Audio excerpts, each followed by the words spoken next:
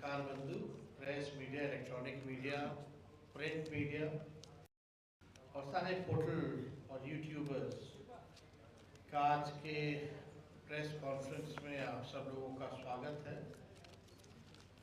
और जैसा कि आप सब लोग पहले से ही जानते थे और हम लोगों ने पिछली बैठक में भी आप लोगों को सूचित किया था कि आज की हम लोगों की बैठक जो है कांग्रेस कार्यालय बाद अलग अलग जो हमारे साथी दल है उनके यहाँ भी हम लोग बैठेंगे और बैठकें जो है वो करेंगे। तो आज जैसा पहले से तय था तो आज हम लोगों की बैठक हुई और सबने शोक जताया जो पहलगाम में आतंकवादी हमले हुए और पर्यटकों पर हमला हुआ, जिसकी निंदा हम सब लोगों ने की और शुरुआत हम लोगों ने जो है 1 मिनट का मौन रख के अपनी बैठक की शुरुआत की।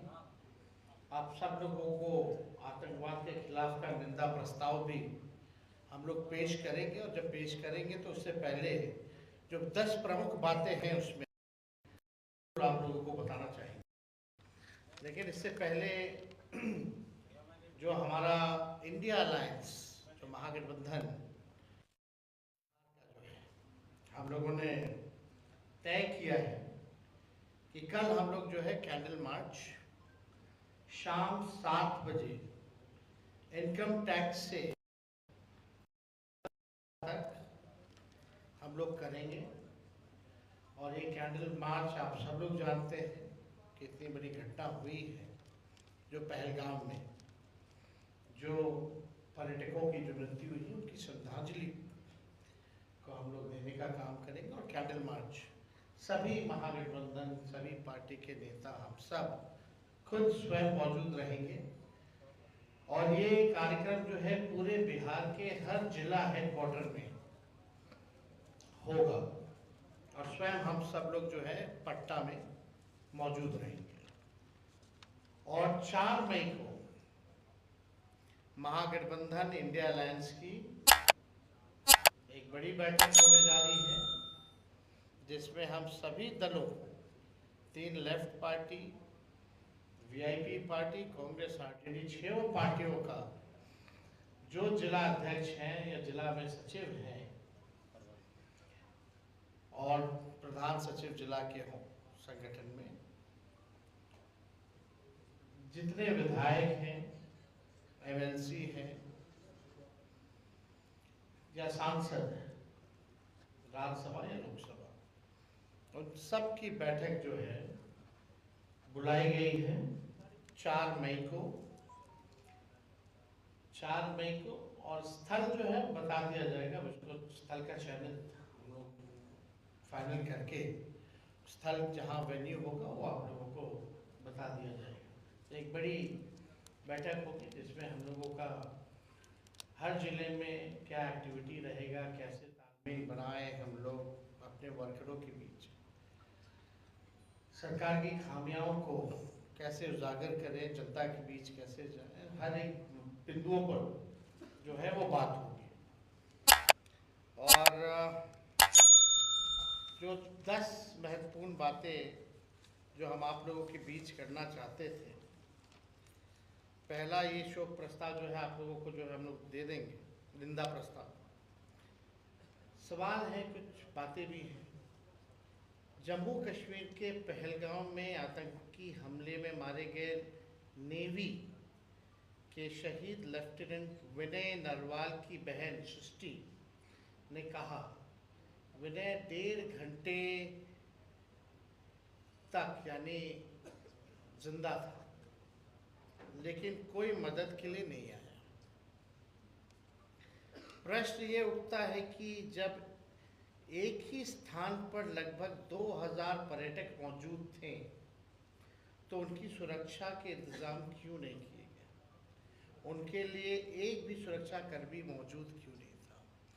और पहलगाम ऐसा जगह है ऑलरेडी हाई सिक्योरिटी जोन में आता है क्योंकि कई हजारों में पर्यटक वहाँ रहते हैं पहले से।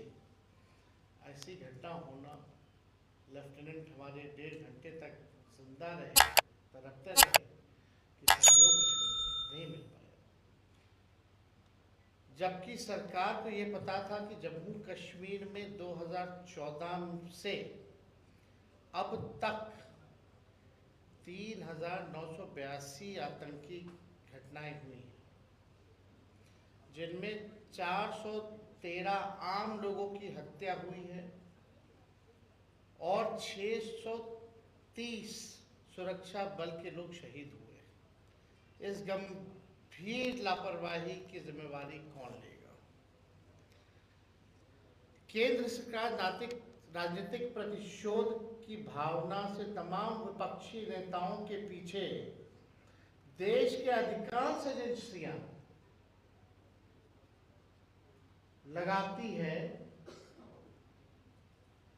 लेकिन आतंकियों के पीछे ऐसा क्यों नहीं कर पाती है? हम लोगों के पीछे देश की सब एजेंसियां लगी रहती है, लेकिन इनके पीछे कौन सी एजेंसियां लगाई जा रही?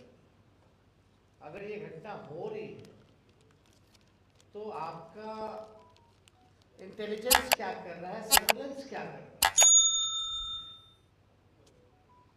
आजकल टेक्नोलॉजी का जमाना है, यानी ये इंटेलिजेंस फेलियर ना, और वो हाई लेवल सिक्योरिटी जोन में ऐसी घटना, और वो जो सड़क है वो कच्चा सड़क है, कई घंटे लगता है ऊपर जाने में, हथियार लेकर के जाना, बल्कि हर जगह चेक पॉइंट्स है, हर जगह आर्मी तैनात रहती है, सेना तैनात रहती है। फिर भी अगर इतनी बड़ी घटना हो जाती है तो किसी न किसी को जिम्मेवारी लेनी चाहिए। और विपक्षी नेताओं के पीछे आप लगा, ठीक है लगाए, लेकिन आतंकियों को तो रोकिए। पुलवामा कांड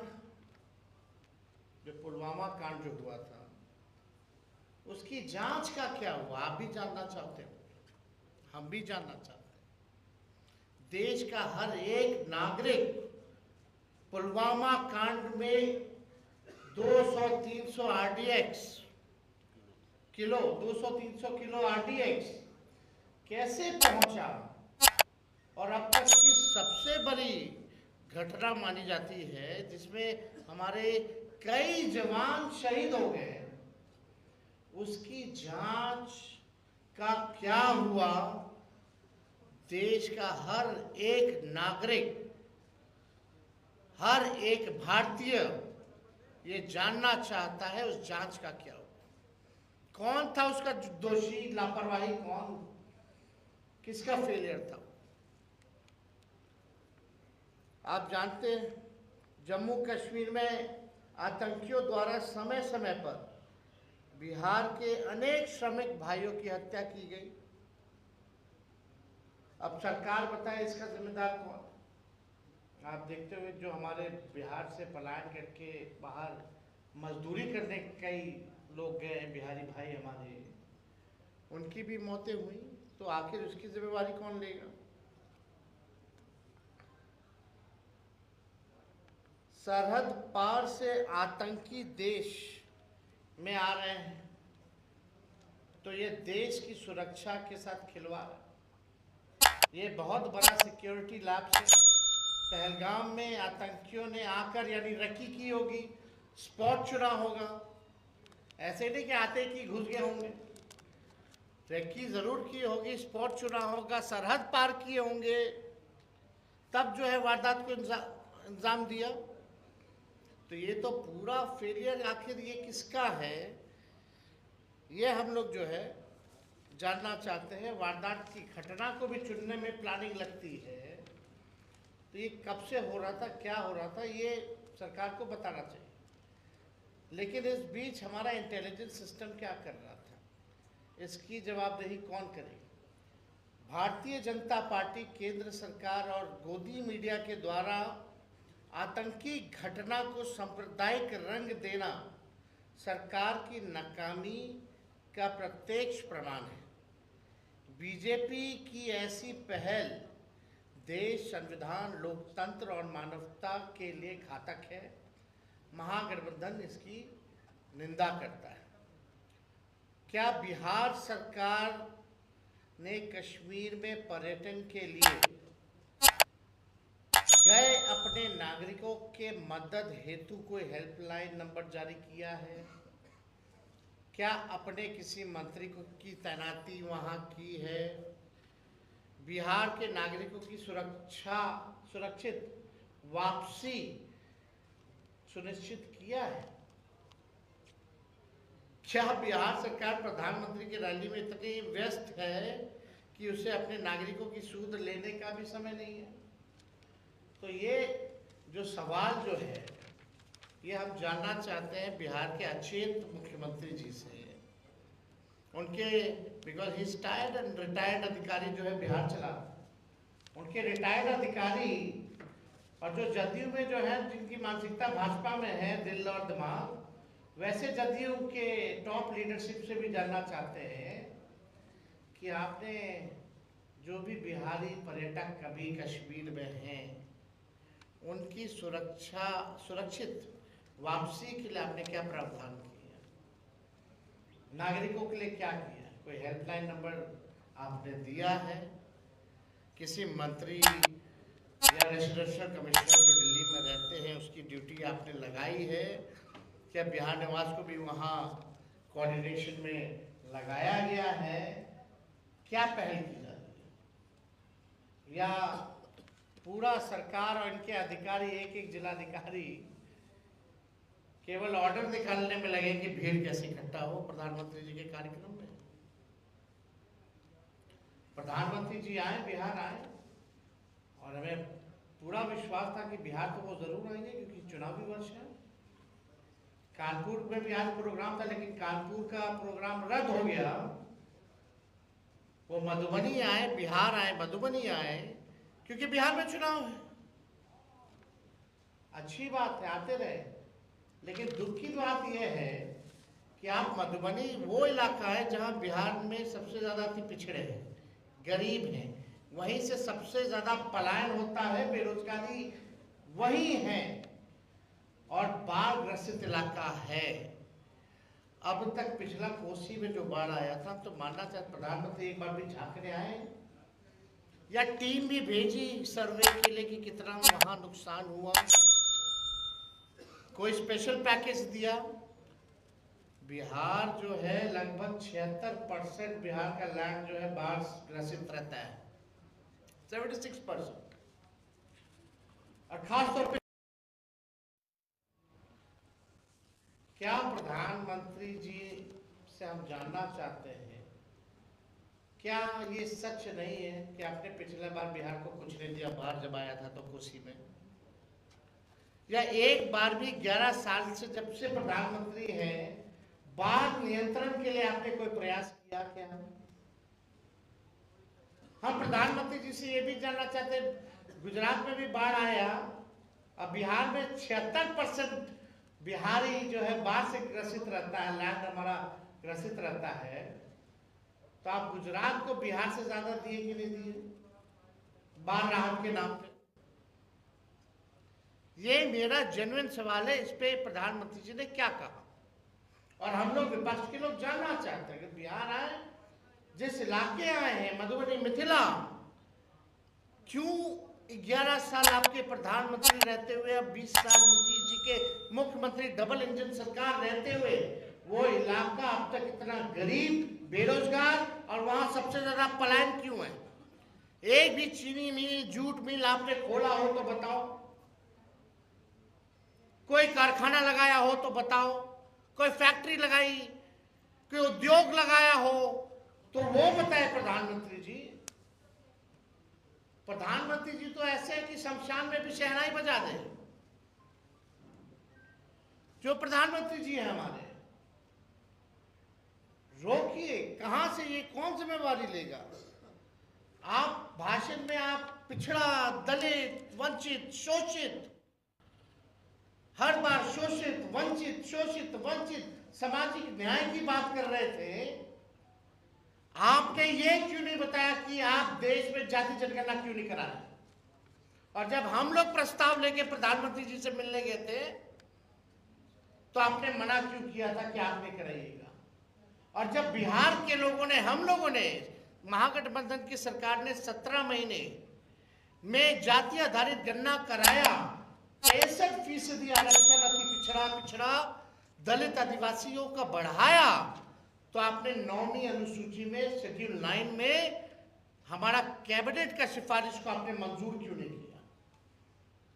या जितने राज्य आरक्षण बढ़ा रही हैं पिछड़ों का, अति पिछड़ों का, दलितों का, उन राज्यों को आप शेड्यूल 9 में क्यों नहीं डाल रहे? जैसे तमिलनाडु का है।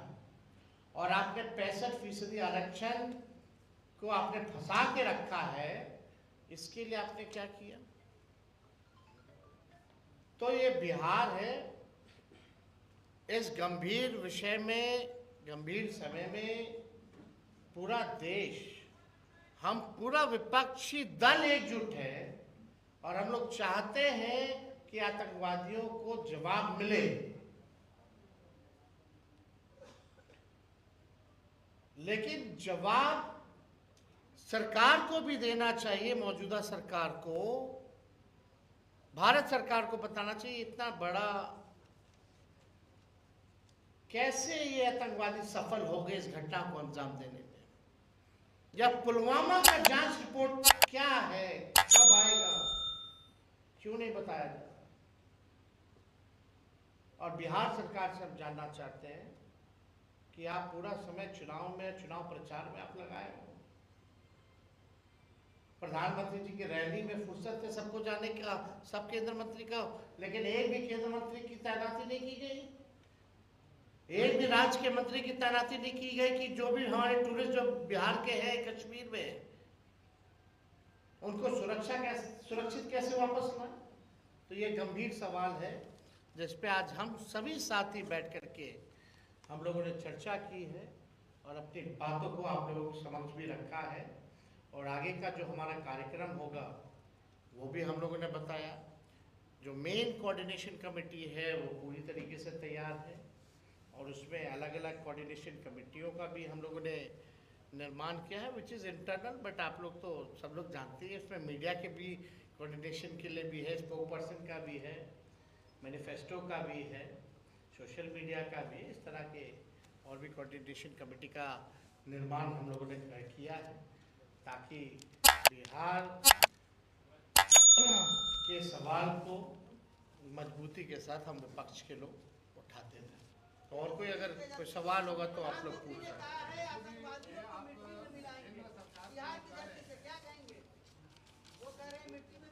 आपको 2014 से अब तक लगभग 4000 आतंकवादी घटनाएं हुई हैं, 413 आम लोग मरे हैं, 630 जो लोग हमारे सुरक्षा कर्मी हैं वो मरे। क्या हुआ? शहीद हुए। तो आप बताइए कि क्या हुआ है अब तक? क्या आपको पुलवामा में इतनी बड़ी घटना हुई, क्या जांच क्या हो रहा है, नहीं हो रहा है, क्या हुआ है, क्या आपको पता नहीं चलना चाहिए? देश के नागरिकों को नहीं पता चलना चाहिए कि किसकी जिम्मेवारी थी वो? एक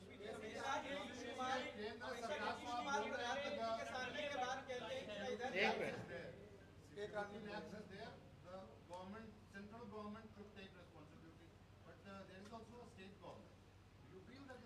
do you think that that's a union territory and police comes under the Home Ministry or the state? But have you called the Chief Minister for the review meeting? Have you called the Chief Minister for the review meeting? When Home Minister went for the meeting, LG was there. Why didn't he invited the Chief Minister? मतलब मुख्यमंत्री को आपने बुलाया ही नहीं। एक तो union territory है, police Jammu Kashmir सरकार के अंतर्गत नहीं है, वो भी गृह मंत्रालय के अंतर्गत है, केंद्र सरकार के अंतर्गत है। और आप बैठक हो रही है, आप वहाँ के मुख्यमंत्री को नहीं बुला ले, गवर्नर साहब को बुलाए हो। हम तो तय नहीं कर रहे ना, हम ये क्वेश्चन रेज कर रहे हैं, लेकिन एक तो यही रहा।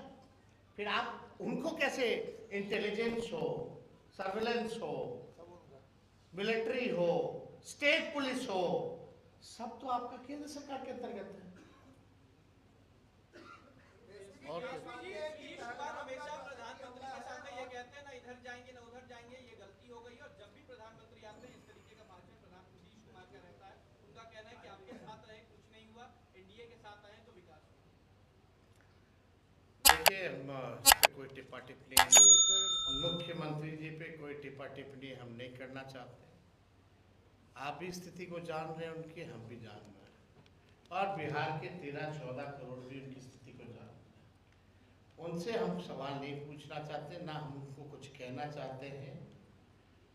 बस एक बात जरूर है कि उनको स्थिति में देख करके हमको पीड़ा होती है। एक एक अच्छा, just minute, are you ready first?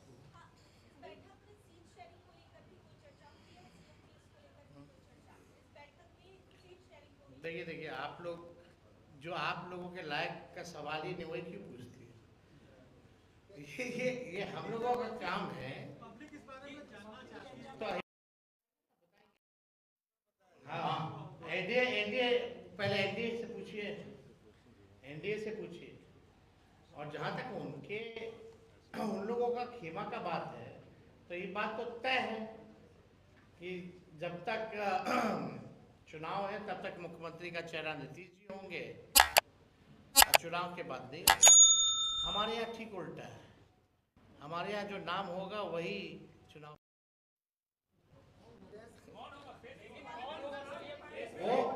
वो पिछले बैठक में स्पष्ट कर दिया गया था। जो होशियार है समझते हैं, जो बेवकूफ़ है वो बेवकूफ़ है। अब आप लोग तय कर लो। और